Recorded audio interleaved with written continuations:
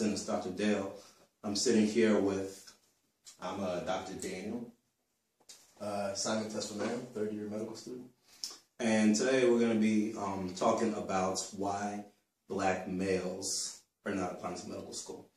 So we're not talking about why there's not more black doctors. We're not talking about why there's not more black males doing well in medical school. We're talking about why black males are not applying to medical school. Some AANC data that came out for the year 2011 shows that out of 32,000 medical school applicants, first-time medical school applicants in 2011, 6.8% of them were black. So that's about 2,200 of them were black. And out of that, 35% of those were black men.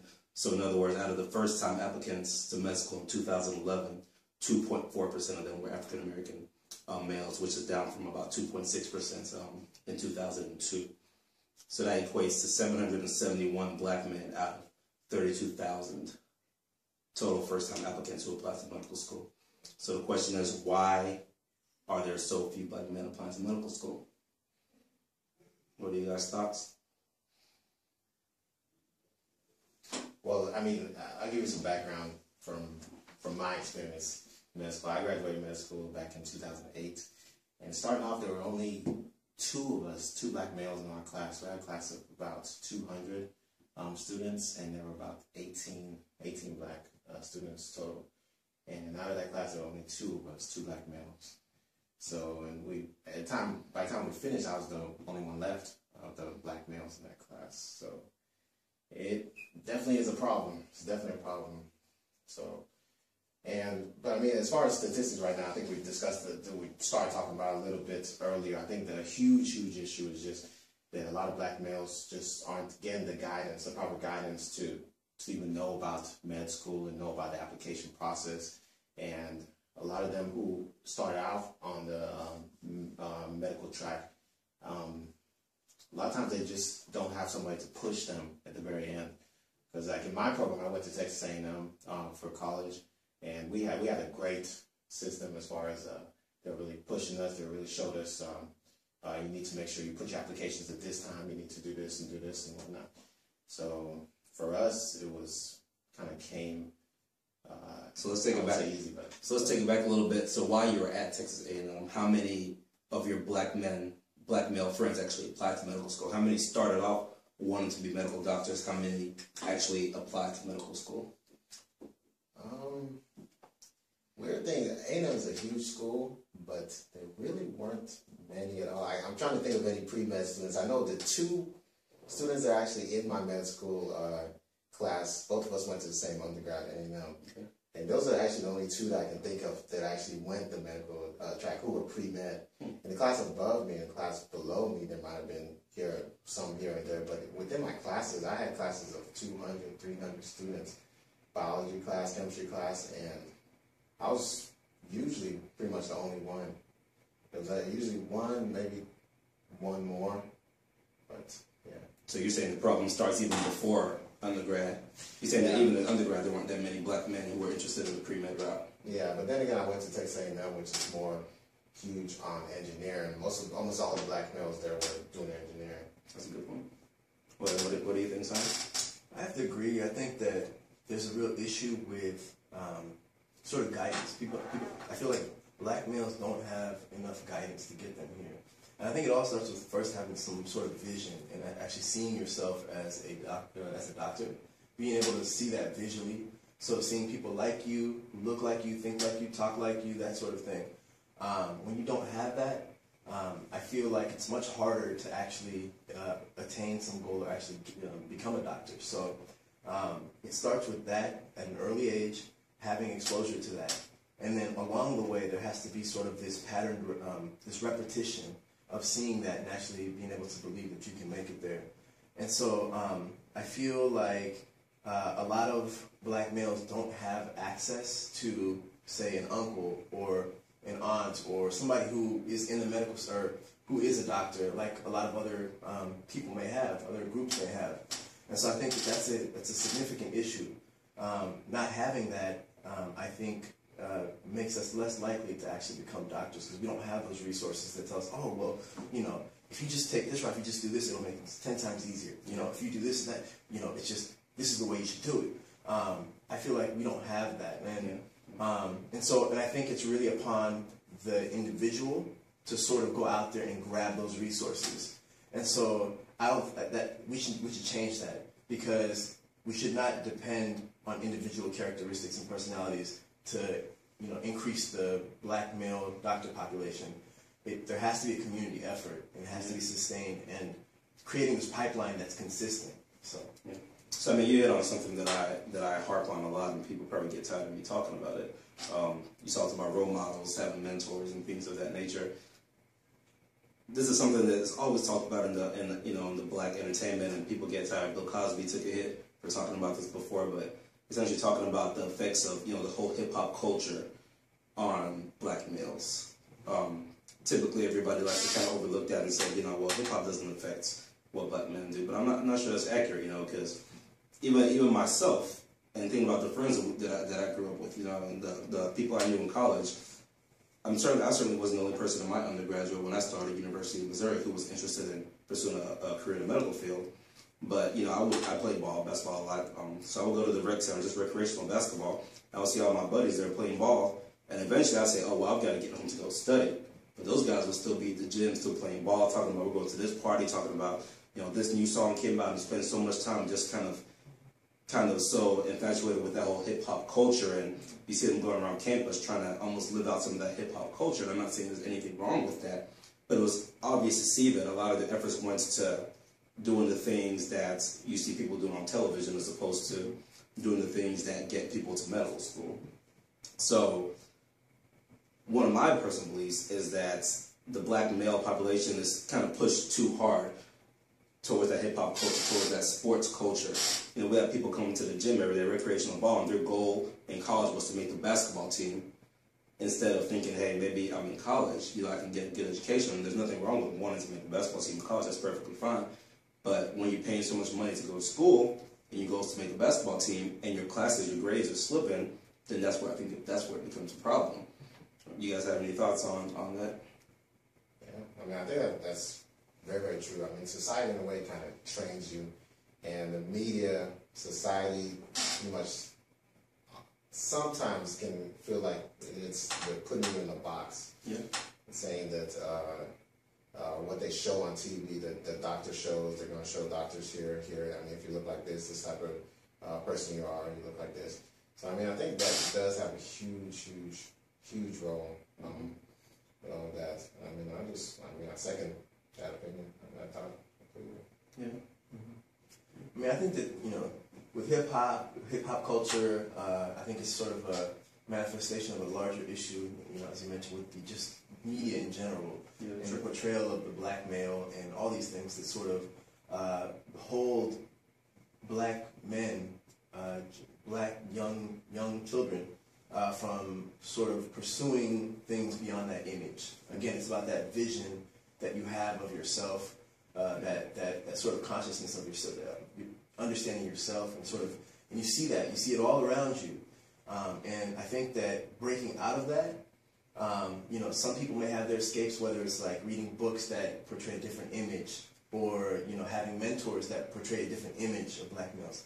All these different things sort of counterbalance these false portrayals of black males. Mm-hmm. And so it's sort of this self-fulfilling prophecy that we have in society, and that is not going to change overnight. Mm-hmm. So if we're thinking about pragmatic change that we can make in the community, it's sort of not trying to get rid of that media image, because that's going to be there. And I think that what we can do, though, is if we focus on, I don't want to say isolating or insulating youth from that, but creating a sort of second home or second environment, a culture within a culture, basically, that where young males, black males, can sort of take refuge and have positive messages that lead to positive outcomes, like becoming a doctor one day. So that's what I think would be very powerful within our community. Yeah, that's important. And, you know, I guess there are certain organizations that try to do that, Big Brothers and things of that nature.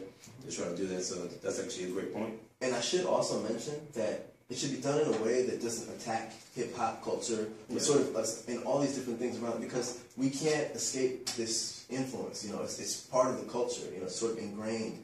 And so the thing is sort of being understanding of the culture that currently exists and just adapting to it so that, you know, we can have a pragmatic approach that sort of, you know, brings kids into this inner culture, but doesn't say, oh, that other one is dangerous or stay away from that. But just, it's more of showing them the good and than telling them to avoid the bad. Yeah, certainly.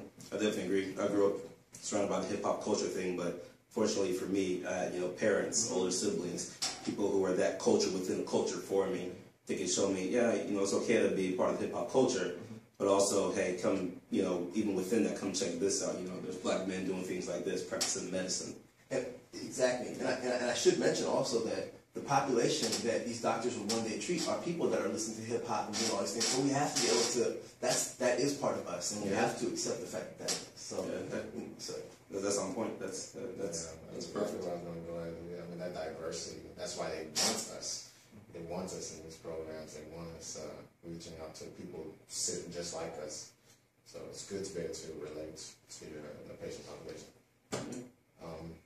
And something that you mentioned earlier, I mean, with those statistics, it kind of strikes me just because you would think, I mean, with technology and with having more access to actually seeing these doctors, I mean, you get on Facebook and you see your friends who are doctors, you see, you actually, it seems like as time goes, you're actually having more exposure to these figures. So, I mean, it surprised me actually that the numbers are going down regardless. That's a good point. So, but we also have to consider the economic situation in this country, and you know, the thing is, it's a really tough time for a lot of black folks in this country, and that likely translates into having to take on a job while you're in school, and those sort of things that make it harder for kids to actually go into medicine and focus. And you know, actually, this country was founded on the idea of, you know, that the white male will have leisure and will be able to sort of pursue the arts and the sciences and that sort of thing. Yeah. So leisure is incredibly important, and with the economic situation, for black males to also have that sort of leisure, they need to be able to free their minds from thinking about, am I going to eat tomorrow? It's cold in this house, that kind of thing. And that was actually what Booker T. Washington was sort of doing with the whole, you know, the Tuskegee Institute. He's insulated them from all the, you know, thinking about survival and thinking about all these things. And the other issue is also just when you do get into university or high school or whatever it is, you're being pulled in 20 directions, which is not the same as a lot of other groups. For minorities, broader minorities, not just black males, you're being pulled in so many different directions. Like right now, this is something like we are obligated. I feel like we have to do this because other people may not have that same responsibility. Nobody else is going to do it. You know? Exactly. Yeah. So we're being pulled in so many different directions, and so I think it's another issue. And then just another thing, Obama just talked about just recently. He was at Morehouse, and he gave a speech and talked about black males have to work twice as hard. You know, we all know this, and I don't need to. So maybe that's something that's hard to explain to people, you know. But I definitely agree with you. The fact that you kind of do have to work twice as hard, and hey, I'll leave it at that. But I definitely agree with that point. And you know, talking about economics, like I can think I certainly did have a lot of friends in college who, like you said, had to work multiple jobs in order to finish college. Because you see a friend one day, you say, "Hey, you're taking classes," and they say, "No, I'm not taking classes." Why not? You know, I couldn't afford to pay my tuition this semester. And it does weigh heavy on your heart when you know you have to go to class. Oh, I've got to leave here in a little bit so I can make it to work in time. Oh, and I've got a test on Friday. You know, that's a lot. That's a lot for somebody to think about when you're trying to apply to school. And not saying that other racial groups might not have those same stressors, and the black female and things like that. But I think it is a little bit more prevalent in the black male society. Other thing, which I've got some notes written down here to consider. Other thing is MCAT scores. What are you guys' takes on the MCAT score preventing black males from applying to medical school?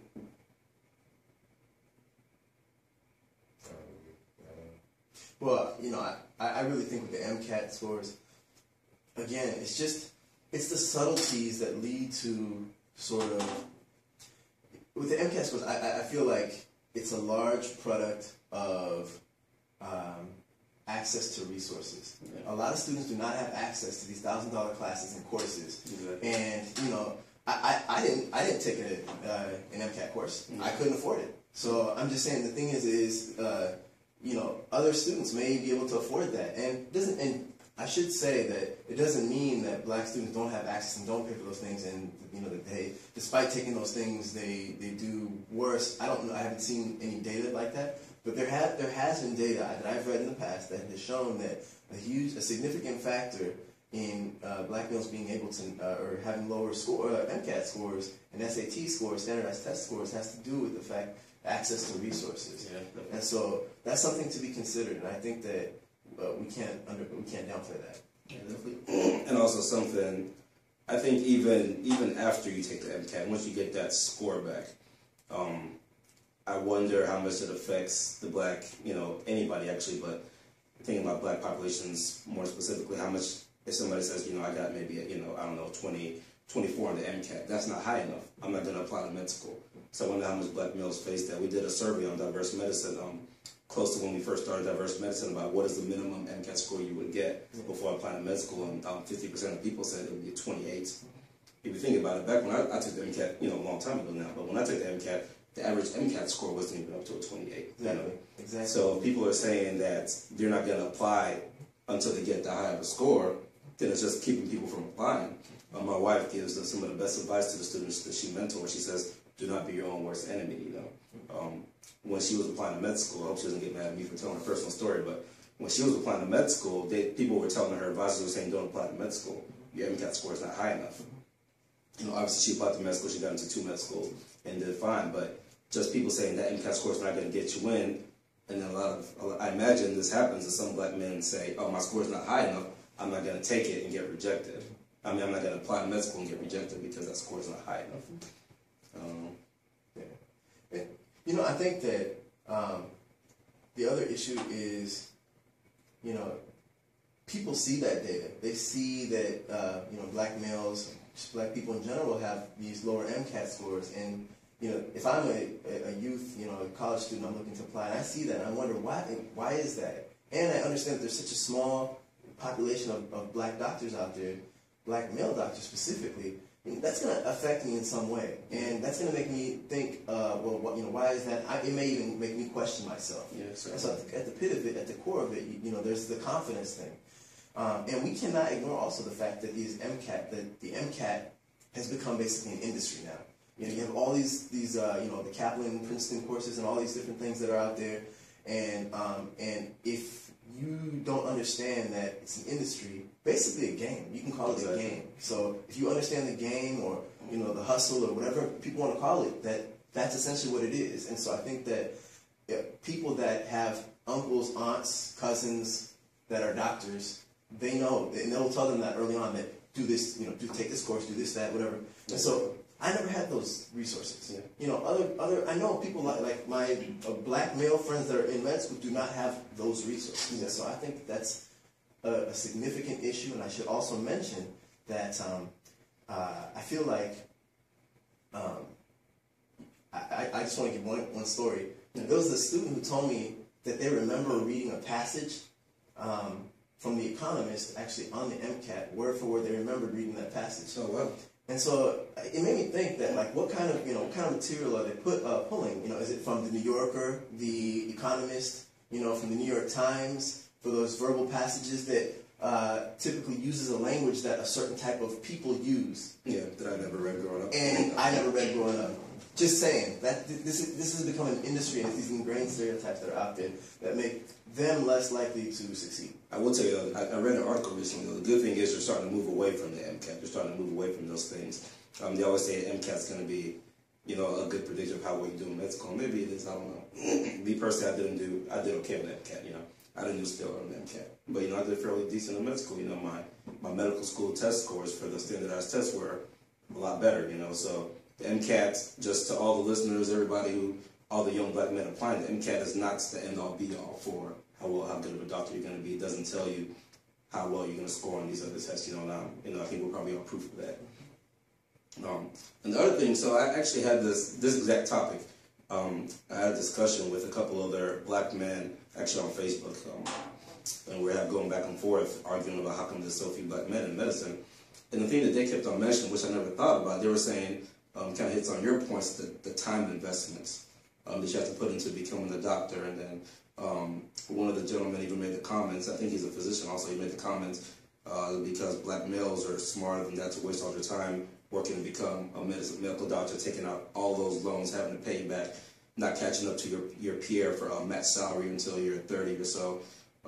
You commented on you went to an engineering school, so all the black males that you knew at your school were engineers. So how do you think that plays into this whole thing that, you know, as a young black male starting college saying, wow, if I become a doctor, that's going to be 4 years undergrad, 4 years med school, at least 3 years residency, more for fellowship, and then I can start making some money and pay back all these loans. As opposed to if I'm an engineer, I can do 4 years, get a decent job, take care of my family, you know? I think that's very true. I mean, I'm kind of pulling out a different story, but even after my internal medicine training, I had like one of my close friends I was following, because when you're going through med school, going through this, you need to have that big brother role model. So like the person who I had been following, his main thing, he kept on trying to convince me, you know, you don't need to do a fellowship, you don't need to do further training, you need to just get out there and go start making money, and you go get your family and make money, take care of your family. This is a black male? The black male. So I mean, that's going further on, but I can think if that was a different track, if this was during undergrad and I had that role model who was going down a different path and was just saying, oh, you just need to focus, like, because you see so many of your friends going into different fields outside of medicine just to go out there and just make the quick buck.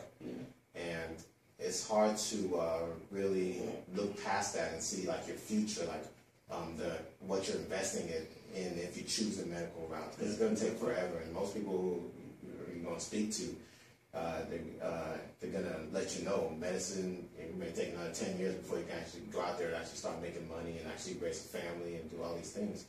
So, I mean, most of my friends, most of them were engineers, most of them were out there making money, families, and all these things. So I guess the crux of the question, I'm sorry to interrupt, the crux of the question would be, do you think that played a role in why they didn't go medicine? So I'm sure you had a lot of friends who were really smart, could have been doctors easily. Do you think that length actually played a role in them deciding to be engineers as opposed to saying, I'm going to be a doctor? Oh, yeah, definitely. I mean, I think a lot of it has to do with their families as well. I mean, like, you keep on hitting on, you're looking at your parents and you see how they raised you up and they got out of school. Well, a lot of them, some of them may not even gone to college or this far. So you're breaking new ground on all of this. And it's never easy when you're the first one. Even with us us growing up as brothers, we had so much support from our father. He was at least in the health industry as a PhD.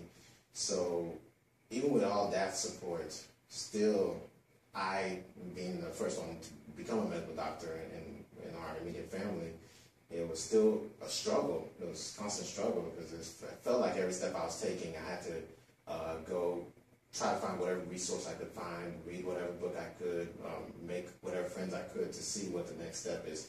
And hopefully it made it a little bit easier on you, so you could see, okay, my brother did this, he did this on the MCAT, he did this path and whatnot. So I think it definitely is, just all goes back to that. Yeah, like you said, I mean, it definitely does make it, and I can speak from that perspective. I guess in this bunch, I'm probably the only one who actually had an easy path to follow, you know. So when you asked me, was it difficult to get through med school, you know, it was difficult to get there. Yeah, I said it's never easy. Exactly. It's never easy. You're an example of what happens when you have that positive role model. Exactly. That's just the perfect case. And a lot of times, black youth don't really have that, and specifically black males, because a lot of them are out on the streets because why? Because of the economic situations in the communities that make it like that. And there's so many pull factors that bring them out of, you know, away from the path towards becoming a doctor or becoming a professional.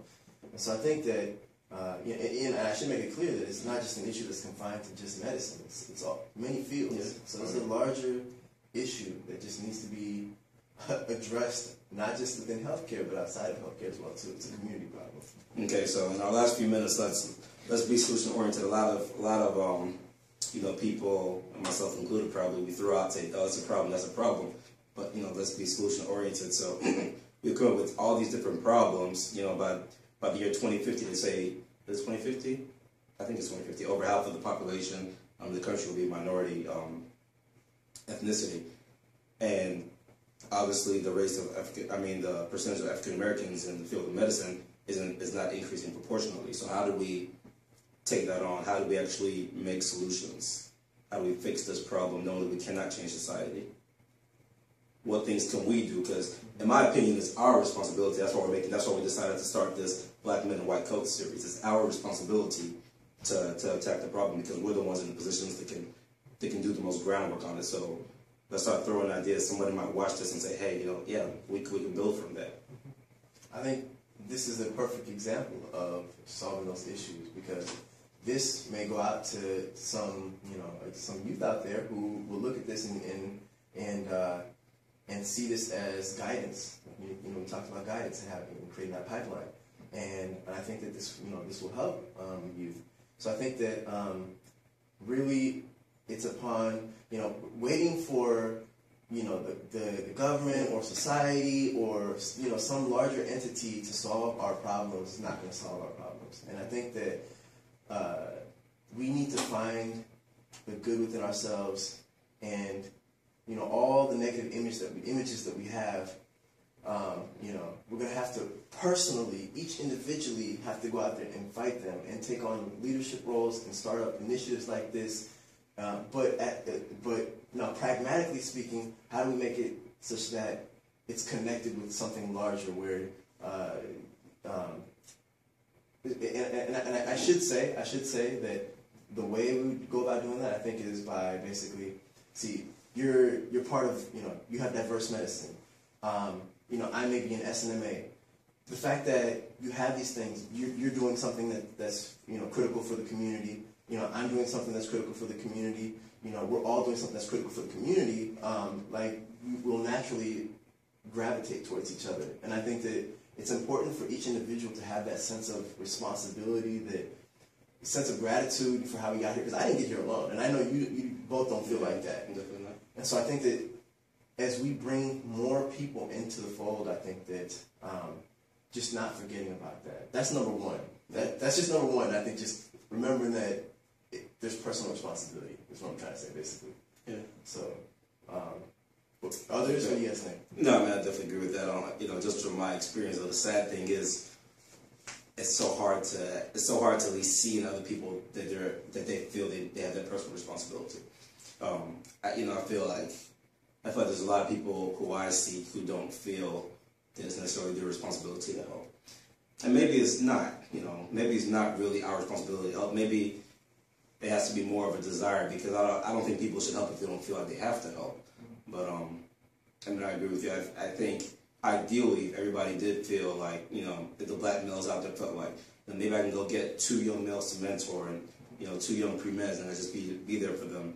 Let them send me emails, go over their personal statement, do a mock interview with them. If each one of us took on 2 pre-meds like that, I think that'll go a long way. Now, do I think each one of us are going to take on 2? I don't know. That's weird. And, I think from a lot of what we talked about today, the 2 biggest issues seem to be finances and appropriate, mentorship. So, just to make it, and it's not simple, but the 2 core issues we need to get at is finances and mentoring. So, as far as we need to find ways to get scholarships, and I think there are plenty of scholarships out there. Believe me, in high school, I found so many scholarships, but it's just that a lot of young black males aren't aware of them. So, that's where the mentoring comes in as well. Whenever we get back, like we're talking about right now, we can have websites, have whatever it takes to actually get them to find these opportunities and know that it is possible, to give them the confidence and let them know, this is an investment for the future. Don't think about right now going out there and the easy way out, so to speak, but you have to think about long term, what's going to be best for your family and all this stuff. So I think just leading them in the right direction and making sure that they have as much support as they can. So those are 2 big issues. Yeah, I mean, I definitely agree. And the other thing I would say from a perspective of, medical school administration, there's tons of medical schools that complain about not being able to get enough, black men. Probably not tons, probably the majority of med schools will say we don't have enough black men. Well, I mean, there's easy things you can do about it. The med schools themselves can put out a stronger effort to recruit these black men starting at a young age, You can have a select few, you can go to these recruitment fairs, find some freshmen who are pre-med and follow them, track them. It's kind of like sports. We talk about, the societal influences, sports. Nowadays you have NBA teams scouting junior high kids. As you're following them, you're investing in some of these kids. They know when to go to Nike camp.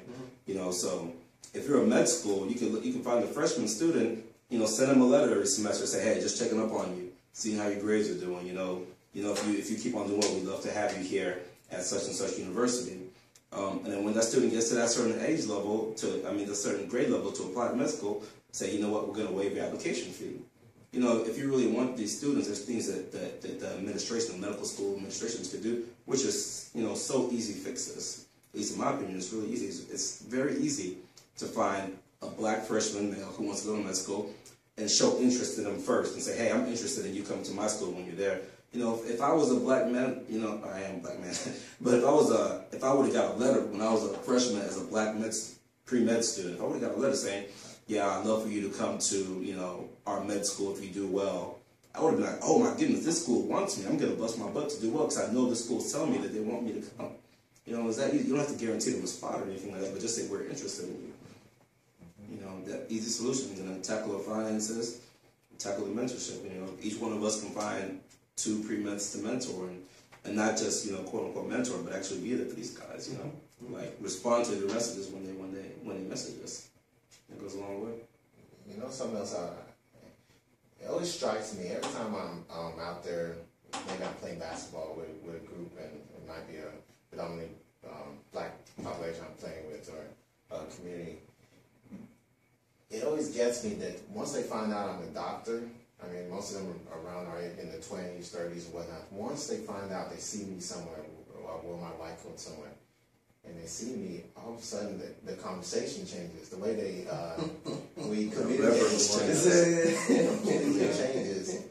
And once that happens, you start developing bonds with them, and you start realizing all these where things went wrong in their lives. That's when they'll open up and they'll tell you, until they say it went wrong, but not paths changed. But where they had dreams, they wanted to be a lawyer, they wanted to be this, or they wanted to be a doctor, and it all opens up and they say, I wanted to do it, but I just had to go out there, I had to make money, or I had a baby or whatnot. So the real stories start coming out, and I realized a lot of doctors, male black doctors go out there and reach communities, but sometimes it's not the actual communities that actually need the reaching. Sometimes you may go to one of these science type schools, which is like training people already to become doctors and whatnot. Yeah, but I think the communities that we're actually reaching, going to the real communities, we have to make sure that we spread it out and don't be afraid to touch the different areas, different communities as well that are real underserved and all that other privileged areas as well. And really just get the message out to everybody. I just want to say, I think it'd be, I feel like it's very critical for us, again, to create that inner culture within the culture, larger culture, and doing it by whatever means, just try something, just creating that culture and looking at your communities, seeing seeing the problems that currently exist, and then just creating a situation where you can take young people and just sort of bring them into this inner culture. And you clearly, you were on the basketball court and you had a group of people that were clearly, you changed them just by the fact that they knew you were a doctor. So I think that when people respect you in that way, that's a leadership position. That means that it can be used for good, it can be used for bad. And I think that right there, that's an ability. You have the ability to create a sort of culture around you, bring these people in and start something. there. And so if we individually do those things, and when we see other people doing that, we connect those things, then we're moving towards the right direction, I think. And so, you know, and this is just coming from more of a pragmatic perspective, because, you know, the cultural attack against us is so hostile. It is so, you know, it's unrelenting. And I think, you know, when you read the news every day, it just, you know, it's tough. You see, you know, you see the realities. And so I think that, you know, people that understand that and who have the privilege to be able to, you know, be in the position that we're in, I think it's critical that we create that inner culture and bring those children up. So definitely. All right, so it's real. There are black men in white coats. We are examples of that. We exist. All of us need to go out and do the things that we're talking about doing. We all need to find some students to mentor. We're all in diverse medicine. You can hit any one of us up as mentors in diverse medicine. And we just have to go out there and make this happen. Black men in white coat. Gentlemen, thank you. my pleasure. All right, next time.